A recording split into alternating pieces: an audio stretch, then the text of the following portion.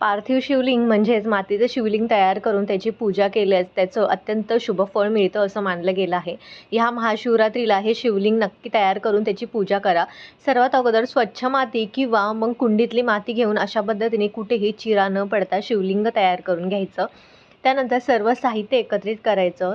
सर्वात अगोदर गणपती बाप्पांची पूजा करून घ्यायची. त्यानंतर शिवलिंगावरती आपल्याला पंचोपचारे म्हणजेच पाणी, गंगाजल, दूध, दही, मध, साखर, उसाचा रस, तूप, तांदूळ, काळे तीळ, चंदन आणि भस्म या सर्वांनी अभिषेक करायचा आहे.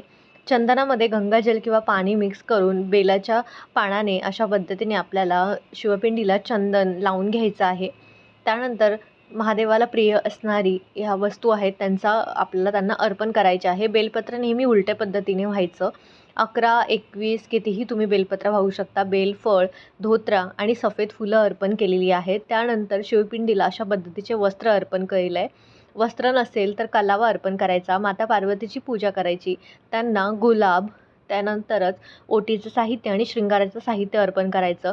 जिथे शंकर भगवानाची पूजा असते तिथेच त्यांच्या सर्व परिवाराची पूजा असते. दुसऱ्या दिवशी हे सर्व साहित्य काढून घ्यायचं. तांदूळ आणि भस्म व्हायचं आहे आणि त्यानंतर ही पूजा उचलायची.